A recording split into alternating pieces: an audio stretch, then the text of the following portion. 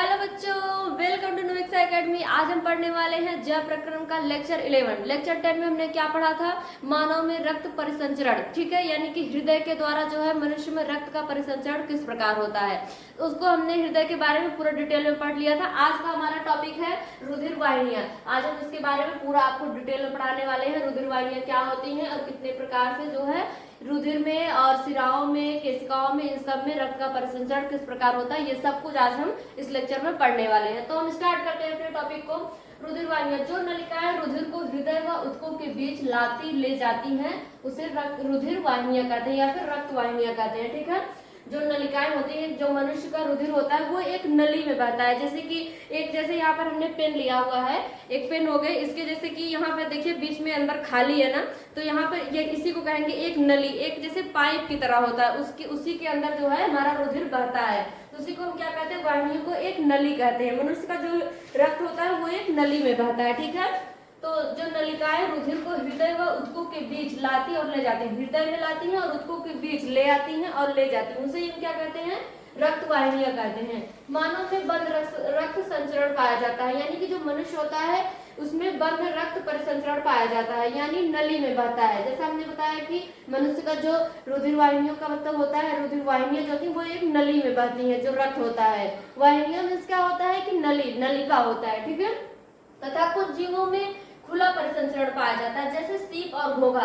मनुष्य में क्या होता है कि बंद संचरण होता है, बंद परिसंचरण होता है, लेकिन जो घोघा और सीप होते हैं और कुछ अन्य जो होते हैं इन सब में क्या होता है? खुला परिसंचरण होता है, यानी कि इनमें जो है नसें नहीं होती, इनके मतलब नलिकाओं में नहीं बहते। इनका जो ब्लड होता है सीप और घोघा का, वो इनके शरीर में मतलब ऐसे ही पड़ा हुआ होता है, ये नसों में नहीं बहते हैं। लेकिन जो मनुष्य होता है इनका बंद परिसंचरण होता है, किस लिए? क्योंकि इनका जो ब्लड होता है वो एक नली में बहता है, एक नलिकाओं में बहता है, ठीक है। तथा कुछ जो मिक्स परिसंचरण पाया जाता है। मिक्स परिसंचरण पाने का मतलब क्या होता है?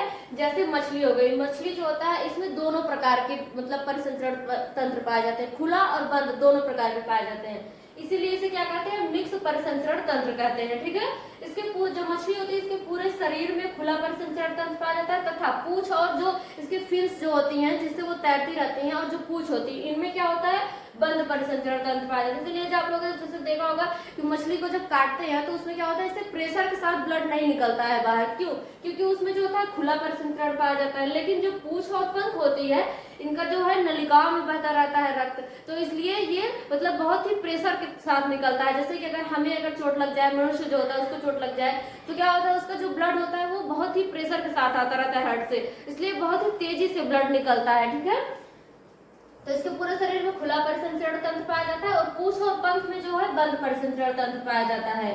और एक बात और नोट करके, जो खोखली रक्त नलिकाएं होती हैं उसे क्या कहते हैं? ल्यूमेन कहते हैं। जो जैसे नलिकाएं होती हैं, जैसे हमने जो पेन का उदाहरण लिया था, एक पेन हो गया, जैसे इसके अंदर जैसे जो खोखली नलिकाएं हैं, जो यहाँ पर आप लोग खोखला देख रहे होंगे, अंदर पूरा खाली है, तो इसको क्या कहते हैं? इस अंदर वाले भाग को क्या कहते हैं? ल्यूमेन कहते हैं, ठीक है। आप लोग इसे नोट डालकर लिख लेंगे, इसे ल्यूमेन कहते हैं। जैसे देखिए यहाँ पर जैसे ये रक्त हो गया हमारा, जो ये पेन का रिफिल ऐसा रॉड है, इसको क्या कहते हैं? रक्त हो गया, और ये जो नलिकाएं हो गई इसी के अंदर से जैसे रक्त जो है बहता है, ठीक है। जो खोखली नलिकाएं होती है उसे क्या कहते हैं? ल्यूमेन कहते हैं। और यही जो नलिकाएं होती है इसी में जब जो है वसा जो होता है वो जम जाता है, तो इसी के कारण जो नसें हमारी जो होती हैं बंद हो जाती हैं। जब बंद हो जाती हैं तो नस फटने का डर होता है, ठीक है। जब उसमें जो है फैट ज्यादा हो जाते हैं, नसें मोटी हो जाती हैं, ज्यादा जम जाती हैं, उसके अंदर जो वसा होता है, इसी वजह से नस फट जाता है और इंसान की मृत्यु भी हो सकती है, ठीक है। तो आप लोग इसे नोट कर लीजिए, उसके बाद हम आगे आप लोगों को बताएंगे धमनी क्या होती है, ठीक है। तो आप लोग इसे लिखिए और जिसको स्क्रीनशॉट लेना है वो स्क्रीनशॉट लेके वापस से लिख लेगा अपने नोटबुक में।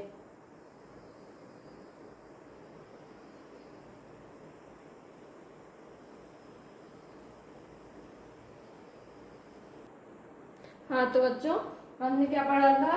हमें पढ़ना था धमनी के बारे में। हमने रुधिर वाहिनियों के बारे में पढ़ लिया था। अब हमारा पॉइंट है धमनी। धमनी क्या होता है? ये ब्लड को हार्ट से लेकर शरीर की ओर जाती है। जो धमनियां होती हैं ये ब्लड को हार्ट से लेकर के शरीर की तरफ जाती है, यानी कि शरीर के विभिन्न अंगों में रक्त को पहुंचाती है। वो कौन पहुंचाता है? जो हमारी धमनी होती है, ठीक है। ये बहुत ही प्रेशर के साथ लगभग 120 mmHg जो हमारा हार्ट होता है, ये मतलब कि इतने प्रेशर के साथ ब्लड को मतलब भेजता है कि कि मतलब जो है इसमें ये बहुत ही गहराई में होती है, मोटी होती है। इसमें किसी प्रकार का वाल्व नहीं होता। किसी प्रकार का वाल्व इसलिए नहीं होता क्योंकि जो हार्ट होता है ये इतने प्रेशर के साथ ब्लड को भेजता है कि वाल्व की जरूरत ही नहीं पड़ती है। वाल्व की जरूरत न पड़ने का मतलब इसको किसी चीज के धक्का देने की जरूरत है नहीं। इधर ब्लड ने मतलब इतने तेजी से जो है ब्लड को पंप किया कि मतलब सीधे ये पूरे शरीर में पहुंच ही जाता है। अगर नहीं पहुंचा तो जो दूसरा राउंड का जो ब्लड आ रहा है वो मतलब कि धक्का देके इसको क्या करता है, पूरे शरीर में पहुंचा देता है। और प्रेशर कितना होता है, 120 mmHg का लगभग होता है। ठीक है, ये बहुत गहराई में होती है। जैसे कि जो आप यहाँ ऊपर नसें देख रहे होंगे जो हल्की नीली नीली दिख रही हैं, ये नहीं होती है। जो धमनियां होती है ये क्या होती है, सिराएं होती हैं। ये त्वचा की गहराई में पाई जाती है। ठीक है, और ये मोटी होती है। ये मोटी किस लिए होती है, क्योंकि इनके प्रेशर जो है बहुत ज्यादा होता है, ये फट ना जाए इसलिए इसको जिसने भगवान ने बनाया या फिर जिसने बनाया उन्होंने इसे नस को जो है बहुत ही मतलब मोटा बनाया, इसलिए क्योंकि जो ब्लड बहुत प्रेशर से आ रहा है वो मतलब कि आसानी से पास हो जाए, ताकि जो है नस को फटने का कोई मतलब चांस ना हो। इसमें किसी प्रकार का वाल्व नहीं पाया जाता। वाल्व किस लिए नहीं पाया जाता है, क्योंकि ये सीधे जो है हार्ट से जो है पूरे शरीर में चले जाती है आराम से। वाल्व की जरूरत ही नहीं पड़ती है इनमें। इसमें शुद्ध रक्त बहता है। जो धमनी होती है इसमें क्या होता है, शुद्ध रक्त पाया जाता है। अशुद्ध रक्त किसमें होता है, सिराओं में होता है। धमनियों में हमारे शुद्ध रक्त बहता है। अपवाद में है फुफ्फुस धमनी। फुफ्फुस धमनी ये भी एक धमनी ही है, फुफ्फुस धमनी जिसे कहते हैं। इसमें लेकिन अशुद्ध रक्त बहता है। अशुद्ध रक्त किस लिए बहता है, क्योंकि इससे जो शुद्ध रक्त होता है ये अशुद्ध रक्त पहले जो है लंग्स में जाता है, हृदय में के दाएं में जाता है, उसके बाद ये लंग्स में जाता है। लंग्स में जा करके ये शुद्ध होता है, फिर उसके बाद फुफ्फुस सिरा से होता हुआ ये पूरे शरीर में आता है उसी प्रकार। ठीक है, फुफ्फुस धमनी जो है अपवाद में होता है, क्योंकि ये एक धमनी तो है लेकिन इसमें अशुद्ध रक्त बहता है। ठीक है, तो क्या हो गया, हमारा जो धमनी है इसका पॉइंट भी हमारा खत्म हुआ। जो ब्लड होता है ये हार्ट से पूरे शरीर को मतलब ब्लड पहुंचाता है। इसका यही काम होता है कि जो है ब्लड को हार्ट से लेकर के पूरे शरीर में पहुंचाना है। और ये बहुत ही गहराई में होती है त्वचा की। जैसे जो लोग नस वगैरह काटते हैं वो कौन सा नस काटते हैं, इसको तो काटते नहीं है धमनी को। अगर धमनी को काट दिया तो फिर एक ही बार में काम खत्म हो जाएगा उनका। ठीक है, इसलिए वो लोग बहुत ही मतलब चालाकी से काम करते हैं। अपना चालाकी से काम करने का मतलब कि जो ऊपर की सिराएं दिखती रहती हैं उसे ही काटते हैं। अगर अगली बार से कोई भी काटे तो उसे कहना ऐसा मत काटो, पूरा मतलब धसा के काटो ताकि अच्छे से खत्म हो जाए काम। ठीक है, जो भी काटे। ये बहुत ही गहराई में होती है, ये मोटी होती है। मोटी किस लिए होती है ये भी हमने बताया, क्योंकि इनमें जो है ब्लड जो जाता रहता है हार्ट से आकर के वो बहुत ही प्रेशर के साथ जाता है। प्रेशर के साथ अगर रहता है, अगर मोटी नहीं रहेंगी तो फट सकती है नसें, इसलिए इसको मोटा बनाया गया है। इसमें किसी प्रकार का वाल्व नहीं होता, क्योंकि वाल्व की जरूरत ही नहीं होती। हार्ट इतनी तेजी से ब्लड को पंप करता ही है कि ये आसानी से पूरे शरीर में फैल जाती है। ठीक है, तो हमारा ये धमनी का जो पॉइंट है ये खत्म हुआ। अब हमारा आगे का पॉइंट है सिरा। आप लोग इसे लिख लीजिए, उसके बाद हम सिराओं के बारे में बताते हैं। ठीक है, हाँ तो बच्चों अब हमारा पॉइंट है सिरा। ठीक है, ये ब्लड को बॉडी से वापस हार्ट की तरफ लाती हैं। ठीक है, जो सिराएं होती हैं ये क्या कार्य करती हैं, ये जो हमारा ब्लड होता है इसको बॉडी से वापस हार्ट की तरफ ले आती है। धमनी क्या कार्य करती थी, हार्ट से ब्लड को लेकर के जो है पूरे शरीर में पहुंचाती थी, लेकिन ये शरीर से ब्लड को लेकर के वापस हार्ट की तरफ ले आती है। ठीक है, इसमें प्रेशर कम होता है। कितना होता है, 80 mmHg होता है, यानी कि धमनियों की अपेक्षा में कम होता है। ठीक है, कितना होता है, 80 mmHg। इसको आप लोग जरूर नोट कर लेंगे कितना होता है, लगभग 80 mmHg के लगभग होता है। ये त्वचा के नीचे होती है। कहाँ पे होते हैं, ये त्वचा के जस्ट नीचे होती है। जैसे कि आप लोग यहाँ देख रहे होंगे ये थोड़ा हल्की हल्की नीली नीली दिखाई दे रही होंगी, ये क्या होती है, सिराएं होती हैं। ये त्वचा के जस्ट नीचे होती है, लेकिन धमनियां जो होती है ये त्वचा की गहराई में होती है। ठीक है, ये पतली होती हैं। ये क्या होती हैं, ये पतली होती हैं, लेकिन धमनियां जो होती हैं वो क्या होती हैं, मोटी होती हैं। आप लोग इसे याद करते चलिएगा, ताकि जब मैं आपको धमनी और सिरा में अंतर बताने लगूं तो मुझे बताने से पहले आप लोगों के दिमाग में जरूर आ जाए कि क्या क्या होता है। ठीक है, ये त्वचा के जस्ट नीचे होती है, ये पतली होती है तथा इनका रंग नीला दिखता है। क्या दिखता है, इनका रंग जो है नीला दिखाई देता है, लेकिन होता लाल है। इसे जानने के लिए आप लोग, मैंने जो शॉर्ट वीडियो बनाया है कि नसें जो है सिराएं नीली क्यों दिखाई देती है, उसे आप लोग जरूर देखिएगा। उसमें मैंने पूरा डिटेल में बताया होगा कि नसें जो होती है वो नीले क्यों दिखाई देती है, किसके कारण नीली दिखाई देती है। ठीक है, इसमें वाल्व होते हैं। देखिए जो सिरा होती है इसमें वाल्व की जरूरत होती है, क्योंकि जो इसका प्रेशर होता है ये कम होता है। अगर ब्लड जैसे कि भेजा गया, किससे भेजा जाएगा, ये ब्लड को बॉडी से वापस, जैसे कि शरीर से जब ब्लड आता रहता है तो इसमें जो है प्रेशर कम होता है। तो ये ऐसा ना हो कि कहीं मतलब कुछ दूर जाकर फिर रुक जाए अगर वाल्व ना होता, इसलिए इसमें वाल्व लगे होते हैं। वाल्व यानी कि दरवाजा लगा होता है, यानी कि जब ये जैसे हाथों से जा रहा है तो हाथ से जब ये कंधे तक पहुंचा तो इसमें एक वाल्व लगा होता है, जिससे ये दरवाजा बंद हो जाता है। ऐसा ना हो कि ये वापस से चले चली जाए पैरों की तरफ, ठीक है। इसीलिए इसमें वाल्व लगे होते हैं, जिससे वो बंद हो जाती है और जो ब्लड आता रहता है वो कंप्रेशन होने के बावजूद भी वो हर्ट तक पहुंच जाता है आसानी से, ठीक। इसमें अशुद्ध रक्त बहता है। देखिए जो हमारी सिराएं होती हैं इसमें क्या होता है, अशुद्ध रक्त बहता है। धमनी जो होती है उसमें क्या होता है, शुद्ध रक्त बहता है। लेकिन अपवाद में है फुफ्फुस सिरा। फुफ्फुस सिरा में क्या होता है, इसमें शुद्ध रक्त बहता है, ठीक है। फुफ्फुस धमनी में क्या होता है, अशुद्ध रक्त बहता है। वो है तो धमनी लेकिन उसमें अशुद्ध रक्त होता है। लेकिन ये फुफ्फुस सिरा है, यानी कि सिरा है। सिरा में तो हमेशा अशुद्ध रक्त होता है, लेकिन इसमें शुद्ध रक्त होता है। क्यों होता है, फुफ्फुस सिरा में इसलिए होता है क्योंकि जो हार्ट जो है ब्लड को जब पंप करता है तो ये वापस जो है लंग्स से होकर के शुद्ध हो जाता है। जब ये लंग्स के पास होता है तो ये लंग्स से जो है ब्लड किस में आता है, फुफ्फुस सिरा में आता है। जब और लंग्स में क्या होता है, शुद्ध रक्त पाया जाता है, तो इसलिए फुफ्फुस सिरा में जो ब्लड आता है वो शुद्ध रक्त होता है, ठीक है। हमारा जो सिरा का पॉइंट है ये खत्म हो चुका है, आप लोग इसे नोट कर लीजिए। उसके बाद हम आगे आप लोगों को केशिका के बारे में बताते हैं और फिर दोहरा परिसंचरण के बारे में, ठीक है। आप लोग इसे नोट कर लीजिए अच्छे से। हाँ तो बच्चों अब हम पढ़ेंगे केशिकाओं के बारे में, ठीक है। इसके बारे में, केशिकाओं के बारे में, ये धमनी से सिराओं तक रुधिर ले जाने वाली छोटी नलिकाएं होती हैं। ये क्या करती हैं, जो धमनियां होती हैं और सिरा होती है इनसे रुधिर को ले करके छोटी नलिकाएं जो होती हैं, जैसे कि धमनी हो गई और सिरा हो गई, इन तक के रुधिर को ले जाने वाली छोटी नलिकाएं होती हैं। छोटी नलिका का मतलब कि बहुत पतली नलिका होती है। जो धमनी होती है ये मोटी होती है, लेकिन जो सिरा होती है ये थोड़ा सा और मतलब कि मोटी पतली होती है। लेकिन जो सिराएं कोशिकाएं होती हैं ये क्या होती हैं,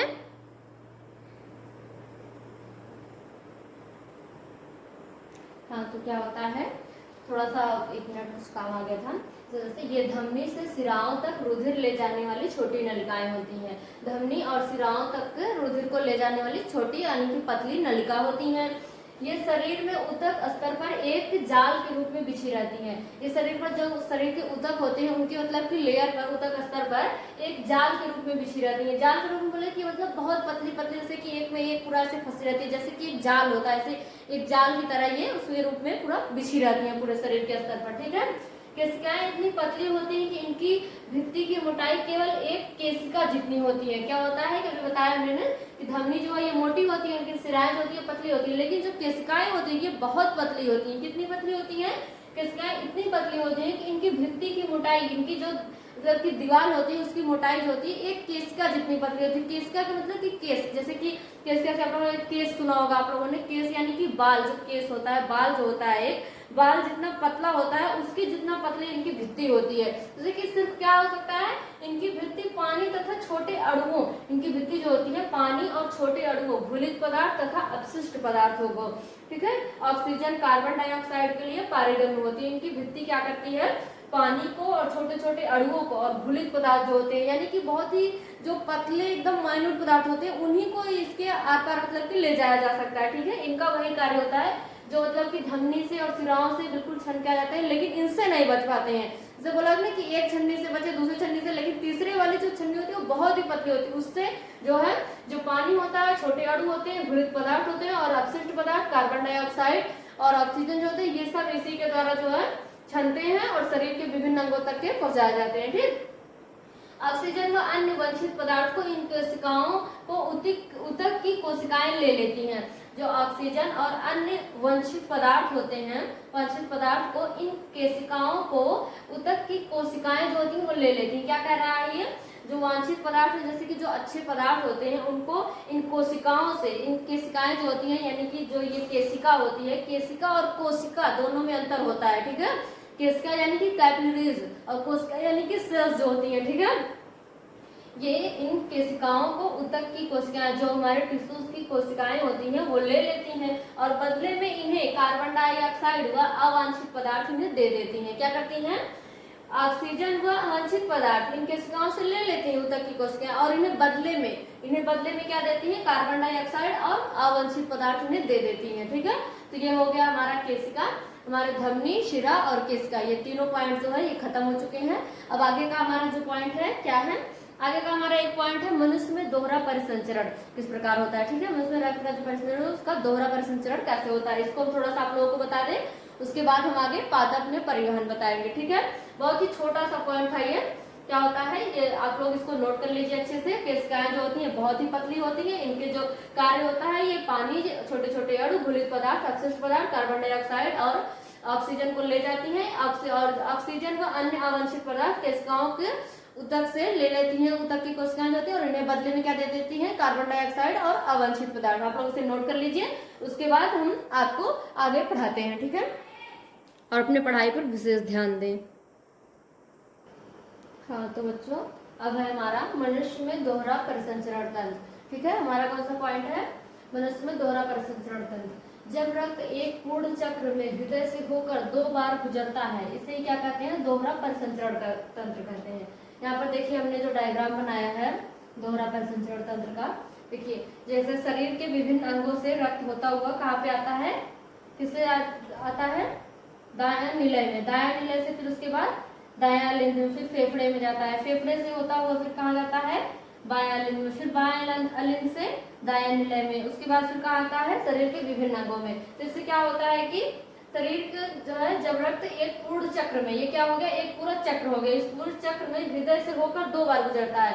हृदय से होकर 2 बार गुजरने का मतलब कि जैसे एक बार दायां निलय में आया, फिर दायां लिंग में गया, एक चक्र हुआ इसका, फिर यहाँ पर बायां लिंग में और बायां निलय में, इससे हो गया कि 2 बार गुजरता है हृदय से होकर के, ठीक है। एक बार निकलता है फेफड़े जाता है, फिर फेफड़े से होकर के कहाँ पे आता है, बायां लिंग में, उसके बाद कहाँ पे आता है, शरीर के विभिन्न अंगों में आता है, ठीक है। इसीलिए क्या कहते हैं, इसे दोहरा परिसंचरण तंत्र कहते हैं। जैसे अगर हम बात करें जो हमारा दायां लिंग होता है, इसमें होता है अशुद्ध रक्त, वो अशुद्ध रक्त कहाँ पे जाता है, फेफड़े में जाता है अशुद्ध रक्त, और फिर फेफड़ा उसे शुद्ध करके कहाँ पे भेजता है, बायां लिंग में, बायां लिंग में कहाँ आता है, बायां लिंग में जो है शुद्ध रक्त आता है, ये शुद्ध रक्त होकर के कहाँ पे आता है, शरीर के विभिन्न अंगों में आ जाता है, और शरीर के विभिन्न अंग इसका यूज करके उसके बाद फिर ये अशुद्ध हो जाता है, इस रक्त को फिर से वापस कहाँ ले जाते हैं, दायां निलय में, फिर दायां निलय में अशुद्ध रक्त जा करके फिर दायां लिंग में जाता है, फिर इसे फेफड़ा शुद्ध करता है जो है, फिर इसको हार्ट पंप करके कहाँ पे भेजता है, वापस से बायां लिंग में। इस तरह से एक चक्र चलता रहता है पूरा, ठीक है, रक्त परिसंचरण का एक चक्र चलता है। उसी चक्र जो हृदय से होकर के 2 बार ये चक्र गुजरता है, इसे क्या कहते हैं, दोहरा परिसंचरण तंत्र कहते हैं,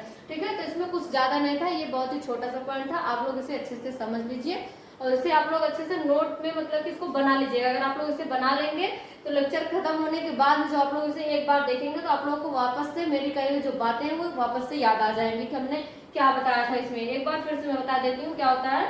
जैसे कि दायां लिंग में अशुद्ध रक्त आया शरीर के विभिन्न अंगों से, उसके बाद वो कहाँ गया, फेफड़े में गया, फेफड़ा उसे क्या किया, शुद्ध किया, और उसके बाद फिर वो शुद्ध रक्त कहाँ पे आता है, बायां लिंग में, फिर बायां लिंग से दायां निलय में, फिर दायां निलय क्या करता है, उसको शरीर के विभिन्न अंगों में भेजता है, फिर विभिन्न अंगों से क्या होता है, वापस से ये दायां निलय में आ जाता है, ठीक है। इस तरह से एक चक्र जो है ये हृदय से 2 बार होकर के गुजरता है, इसे ही रक्त क्या कहते हैं, रक्त का दोहरा परिसंचरण तंत्र कहते हैं, ठीक। तो एक जैसे यहाँ पर रफली डायग्राम देख लीजिए, यहाँ पे मैंने बनाया हुआ है।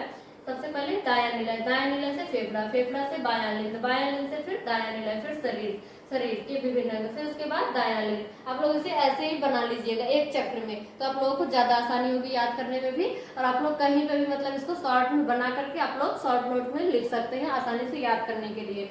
तो हमारा ये जो परिवहन ये था परिसंचरण तंत्र ये समाप्त हो गया। अब हमारा क्या है, पादपों में परिवहन किस प्रकार होता है, आप लोग इसे लिख लीजिए, उसके बाद हम पादपों में परिवहन पढ़ाते हैं, ठीक है। नोट कर लीजिए आप लोग इसे। हाँ तो बच्चों, अब हमारा पॉइंट है पादपों में परिवहन, यानी कि पौधे जो होते हैं पौधों में परिवहन किस प्रकार से होता है, ठीक है। तो पौधों को जीवित रहने के लिए कुछ महत्वपूर्ण चीजों की आवश्यकता होती है, जैसे ह्यूमन्स को जीवित रहने के लिए कुछ महत्वपूर्ण चीज की आवश्यकता होती है, उसी प्रकार से जो पौधे होते हैं उनको भी जीवित रहने के लिए कुछ महत्वपूर्ण चीजों की आवश्यकता है। वो चीज क्या होती है, जल होता है, खनिज लवण होते हैं और भोजन होते हैं। ह्यूमन्स को जीवित रहने के लिए किन चीजों की आवश्यकता होती है, जो भोजन की, पानी की और सांस लेने की, उत्सर्जन की, इन सब चीजों की जरूरत होती है, जो हमने आगे के लेक्चर में आपको पढ़ाया हुआ है, ठीक है। तो इनको जीवित रहने के लिए जल, खनिज लवण और भोजन, इन सब चीजों की आवश्यकता होती है। इन पदार्थों को पौधे के एक भाग से दूसरे भाग तक पहुंचाने की प्रक्रिया को ही पादपों में परिवहन कहते हैं। जो ये जल, खनिज लवण और भोजन है, इन पदार्थों को ही पौधों के एक भाग से दूसरे भाग तक पहुंचाने की प्रक्रिया को ही क्या कहते हैं, पादपों में परिवहन कहते हैं, ठीक है। पौधों में परिवहन के मुख्य भाग होते हैं। पौधों में परिवहन के लिए कुछ मुख्य भाग होते हैं, कुछ मुख्य अंग होते हैं। जिस प्रकार से ह्यूमंस में जो है श्वसन के लिए, डाइजेशन के लिए और सब चीजों के लिए कुछ मुख्य अंग होते हैं, कुछ मुख्य पार्ट होते हैं, उसी प्रकार से जो पौधे होते हैं इनके भी कुछ मुख्य अंग होते हैं या फिर भाग होते हैं। वो कौन से होते हैं? जाइलम और फ्लोएम होते हैं। ठीक है, जाइलम और फ्लोएम होते हैं। तो पहले हम जाइलम के बारे में पढ़ते हैं। जाइलम जो होते हैं इसके कार्य क्या होता है? जड़ों से जल और खनिज लवण पत्तियों तक पहुंचाना। क्या होता है? जड़ से जल और खनिज लवण को पत्तियों तक पहुंचाने का कार्य करते हैं। कौन करता है? जो जाइलम होते हैं। ठीक है, ये क्या करते हैं? जो जड़ में जो है मिट्टी, खाद्य पदार्थ और जल जो लोग डालते हैं, इंसान जो डालते हैं, या फिर जो बरसात से जो बारिश होती है उससे जो पानी होता है, और जो खनिज लवण होते हैं उनको पत्तियों तक पहुंचाने का कार्य करते हैं, जो जाइलम होते हैं। याद करने के लिए, जैसे कि अगर हम बात करें कि जाइलम को क्या होते हैं, तो इनको याद करने के लिए जाइलम बराबर जल याद कर लीजिए। ठीक है, अब फ्लोएम बराबर क्या होता है? फूड याद कर लीजिए। जैसे कि फूड पहुंचाने का कार्य करते हैं, और जो जाइलम होते हैं ये जल और खनिज लवण पहुंचाने का कार्य करते हैं। ठीक है, तो यही इसके मुख्य पौधों में परिवहन के मुख्य भाग है। कौन कौन से? जाइलम और फ्लोएम। तो हमने जाइलम के बारे में यहाँ पर लिख दिया है। जड़ से जल और खनिज लवण को पत्तियों तक पहुंचाने का कार्य करते हैं। आप लोग इसे नोट कर लीजिए। इसके बाद हम बताएंगे फ्लोएम के बारे में। ठीक है, क्योंकि यहाँ पर जगह बहुत कम थी, अगर हम फ्लोएम के बारे में लिखते तो पूरा नहीं आता। तो आप लोग इसे नोट करिए, उसके बाद हम फ्लोएम के बारे में बताएंगे। तो अब हम पढ़ेंगे फ्लोएम के बारे में। फ्लोएम, जैसे हमने जाइलम के बारे में पढ़ लिया था, अब हमारा फ्लोएम है। पत्तियों में बने भोजन को पौधे के सभी भागों तक पहुंचाता है। फ्लोएम क्या कार्य करता है? पत्तियां जो भोजन बनाती हैं उनको क्या करता है? उस भोजन को पौधों के सभी भाग तक पहुंचाता है। और जाइलम क्या करता था? जल और खनिज लवणों को पत्तियों तक पहुंचाता था भोजन बनाने के लिए। ठीक है, भोजन बनाने के लिए जल की आवश्यकता तो होती है, जल और सब्जी वगैरह इन सब की तो जरूरत पड़ती है। ह्यूमंस को भी उस तरह से उन लोगों को भी जरूरत पड़ती है, पौधों को भी जल और खनिज लवण, जिससे वो अपना भोजन बनाती है। कौन बनाता है? पत्तियां बनाती हैं। और जो भोजन पत्तियां बना देती हैं उन्हीं पत्तियों से बने भोजन को पौधों के सभी भाग तक पहुंचाता है। कौन पहुंचाता है? ये फ्लोएम पहुंचाता है। ठीक है, परिवहन दोनों दिशाओं में हो सकता है। परिवहन दोनों दिशाओं में होने का मतलब कि पत्तियों की तरफ भी और जड़ की तरफ भी, दोनों की तरफ ही भोजन पहुंचाने का कार्य करता है। ठीक है, नोट, फ्लोएम बराबर फूड या भोजन से याद कर लीजिए। जैसे कि हमने जाइलम में बताया था कि जाइलम बराबर जल से याद कर लीजिए, जल को वो पहुंचाता है। और जो फ्लोएम होते हैं ये क्या करते हैं? फूड यानी कि भोजन को पहुंचाते हैं। ठीक, अब हमारा पॉइंट है जल का अवशोषण। जल का अवशोषण किस प्रकार होता है पौधों में? तो जो है पौधों के द्वारा मिट्टी से जल ग्रहण करने की प्रक्रिया को जल का अवशोषण कहते हैं। पौधों की जड़ों द्वारा जो है, पौधों की जो जड़ें होती हैं उनसे, उनके मिट्टी से जल ग्रहण करने की प्रक्रिया को अवशोषण कहते हैं। पौधों की जड़ों द्वारा क्या है? पौधों की जड़ द्वारा, पौधों की जड़ों द्वारा, एक मिनट, पौधों की क्या होता है? पौधों की जड़ों द्वारा, हमने यहाँ पर थोड़ा सा छोड़ दिया था। पौधों की जड़ों द्वारा, पौधों की जड़ों द्वारा, पौधों की जड़ों द्वारा जल से, पौधों की जड़ों से जल ग्रहण करने की प्रक्रिया को जल का अवशोषण कहते हैं। ठीक है, पौधों की जड़ों द्वारा ग्रहण करने से, जैसे कि जो पौधे होते हैं, पौधों की जड़ों में जो मिट्टी लगी रहती है, उन मिट्टी से जो जल मिलता है उस जल को ग्रहण करने की प्रक्रिया को ही क्या कहते हैं? अवशोषण कहते हैं। ठीक है, पौधों की जड़ों से मिट्टी द्वारा, पौधों की जड़ों से मिट्टी द्वारा, पौधों की जड़ों से मिट्टी द्वारा, पौधों की जड़ों से मिट्टी द्वारा, यहाँ पर थोड़ा सा गलत हो गया था। पौधों की जड़ों से मिट्टी द्वारा जल ग्रहण करने की प्रक्रिया को जल का अवशोषण कहते हैं। कैसे करते हैं? यानी कि जल का अवशोषण कैसे होता है? पौधों की जड़ों में छोटे छोटे बाल जैसे भाग होते हैं जिन्हें मूल रोग कहते हैं। जैसे ये हमारा वृक्ष हो गया, अगर एक बात करें, ये हमारा वृक्ष हो गया और ये इसकी जड़ें हो गई, जैसे ये जड़ें हो गई, और इन्हीं मूल रोग से ये छोटे छोटे बाल जैसे संरचना होती है। देखिए यहाँ पर जैसे बहुत पतली पतली जो जड़ें होती हैं उन्हें क्या कहते हैं? पौधों की जड़ों में छोटे छोटे बाल जैसे संरचना होती है। ठीक है, छोटे छोटे बाल जैसे भाग होती हैं जिन्हें हम क्या कहते हैं? मूल रोम कहते हैं। जो है इन्हीं को क्या कहते हैं? मूल रोम कहते हैं। ये पौधे के जो जड़ होते हैं, छोटे छोटे बाल जैसे जो बहुत पतले पतले जड़ होते हैं, उन्हें हम मूल रोम कहते हैं। मूल रोम मिट्टी के जल से परासरण द्वारा यानी कि ऑस्मोसिस द्वारा जल को ग्रहण करता है। ठीक है, इसके बाद जल जड़ों से तनों और पत्तियों तक पहुंचाता है। जब वो जल को मिट्टी से जल को ग्रहण कर लेता है, उसके बाद जल जड़ों से तनों और पत्तियों तक पहुंचाता है। क्या करता है? तनों और पत्तियों तक उस जल को पहुंचाता है, पूरे वृक्ष में यानी कि फैलाता है उस जड़ को। जैसे हमने भोजन किया, भोजन क्या है? भोजन हमारा जब उसके रूप में ग्लूकोज के रूप में जब टूट जाता है, उसके बाद वो हमारे रक्त के थ्रू पूरे शरीर में फैल जाता है। उसी प्रकार से इसमें होता है कि जब वो जल को ग्रहण कर लेता है, उसके बाद वो पूरे पौधों में पहुंचाता है। मूल रूम से ये जल अवशोषण का मुख्य भाग है। कौन सा? मूल रूम जो होते हैं ये जल का अवशोषण भाग होते हैं, मुख्य अवशोषण भाग होते हैं। मिट्टी के संपर्क क्षेत्र को बढ़ाते हैं। इन्हीं मूल रूम से जो है मिट्टी का संपर्क क्षेत्र बढ़ता है, क्योंकि यही जो है एकदम नीचे मिट्टी के संपर्क में होते हैं और इन्हीं के द्वारा मिट्टी का संपर्क क्षेत्र वृक्ष से बढ़ता है, यानी कि पौधों का जो मिट्टी का संपर्क क्षेत्र होता है उन्हीं से बढ़ता है। हमारा अगर इंसान की बात करें कि इंसानों का जमीन से संपर्क क्षेत्र कौन बढ़ाता है, तो हमारे पैर होते हैं। पैर क्योंकि हमारे जमीन से ज्यादा जुड़े होते हैं। उसी प्रकार ये मूल रोम जो होते हैं ये भी जमीन से ज्यादा जुड़े होते हैं, इसीलिए ये क्या करते हैं? मिट्टी के संपर्क क्षेत्र को बढ़ाते हैं। ठीक है, आप लोग इसे नोट कर लीजिए, फिर हम आगे पढ़ाते हैं आपको। अगला पॉइंट है हमारा, क्या है अगला पॉइंट? खनिज लवणों का अवशोषण। खनिज लवण का अवशोषण पौधे किस प्रकार करते हैं, हम इसको आगे ये पढ़ाएंगे। आप लोग इसे नोट कर लीजिए पहले।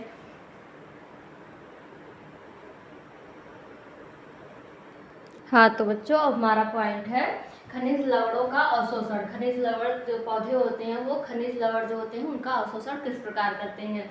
पौधों द्वारा मिट्टी से आवश्यक खनिज तत्वों को ग्रहण करने की प्रक्रिया को खनिज लवण का अवशोषण कहते हैं। जो पौधे होते हैं उनकी मिट्टी से आवश्यक खनिज तत्व को ग्रहण करने की, यानी कि जो आवश्यक पदार्थ जो होते हैं, नाइट्रोजन, फास्फोरस, पोटेशियम, ये सब जो होते हैं, इन आवश्यक खनिज तत्वों को ग्रहण करने की, लेने की प्रक्रिया को ही खनिज लवणों का अवशोषण कहते हैं। ठीक है, कैसे होता है? पौधों की जड़ों में उपस्थित मूल रोम मिट्टी से खनिज लवण ग्रहण करते हैं। पौधों की जो जड़ें होती हैं, जो हमने बताया, पौधों की जड़ों में जो बाल जैसे भाग होते हैं, जो पतले पतले जड़ होते हैं, उन्हें क्या कहते हैं? मूल रोम कहते हैं। वही जो पौधों की जड़ों में उपस्थित मूल रोम होते हैं वही मिट्टी से खनिज लवण ग्रहण करते हैं। ये खनिज लवण जल में घुले हुए होते हैं। ये जो खनिज लवण होते हैं ये जल में घुले हुए होते हैं, यानी कि जो मूल रोम होते हैं वो जड़ों के द्वारा उन खनिज लवणों को अवशोषित करते हैं। उसके बाद अवशोषण मुख्यतः सक्रिय परिवहन द्वारा होता है। किसके द्वारा होता है? सक्रिय परिवहन द्वारा होता है। ठीक है, और आवश्यक खनिज तत्व जो होते हैं वो कौन कौन से होते हैं? नाइट्रोजन, फास्फोरस, पोटेशियम आदि। ठीक है, जो पौधों के मिट्टी से आवश्यक खनिज तत्व होते हैं वो खनिज तत्व कौन से होते हैं? आवश्यक नाइट्रोजन होता है, फास्फोरस होता है, पोटेशियम होता है और बहुत सारे होते हैं। ठीक है, पौधों की जड़ों में उपस्थित मूल रोम मिट्टी से खनिज लवण ग्रहण करते हैं और उसके बाद पत्तियों तक पहुंचा देते हैं। उसके बाद वो पत्तियां भोजन बना के उनको पूरे पौधों में पहुंचाती हैं। ठीक, ये खनिज लवण जल में घुले हुए होते हैं। तो हमारा जो खनिज लवण का अवशोषण था, यानी कि जो हमारा परिवहन का टॉपिक था वो पूरा समाप्त हो चुका है। हमारा ये लेक्चर भी समाप्त हो गया। लेक्चर बहुत बड़ा हो रहा था, इसलिए हम अब आपको अगले लेक्चर में पढ़ाएंगे उत्सर्जन। हमारा सिर्फ एक पॉइंट और बचा हुआ है, उत्सर्जन। ठीक है, तो हम अगले लेक्चर में इसको पूरे डिटेल में समझाने वाले हैं। तो थैंक यू आप लोगों को इस पूरा लेक्चर को, पूरा वीडियो को देखने के लिए बहुत बहुत धन्यवाद। और एक बात और, आप लोग हमारे नोवेक्सा एकेडमी को जरूर सब्सक्राइब करिए, जिससे आपको जो इसका बायोलॉजी का जितने भी मतलब कि क्वेश्चंस और ये सब कुछ है सब आप लोगों को मिलता रहे आसानी से। ठीक है, ताकि आप लोगों को सबसे पहले पहुंच जाए आप लोगों के पास। आप लोग सब्सक्राइब, लाइक और शेयर जरूर करिएगा। इससे आप लोग जितने लोगों को शेयर करेंगे, आपको अगर अच्छा लगे तो आप लोग शेयर जरूर करिएगा। ठीक है, और आप लोग कमेंट बॉक्स में जरूर बताइए कि आपको ये लेक्चर कैसा लगा पढ़ने में। और अगर आपको कुछ भी टॉपिक ऐसा लगे, कुछ पॉइंट ऐसा हो कि जो छूटा हुआ है, तो आप लोग मुझे जरूर कमेंट में बताएंगे। मैं उसको आप लोगों को रिपीट से समझा दूंगी या फिर उसके लिए मतलब नया लेक्चर भी बना दूंगी। ठीक है, तो बहुत बहुत धन्यवाद आपको इस लेक्चर को देखने के लिए। धन्यवाद।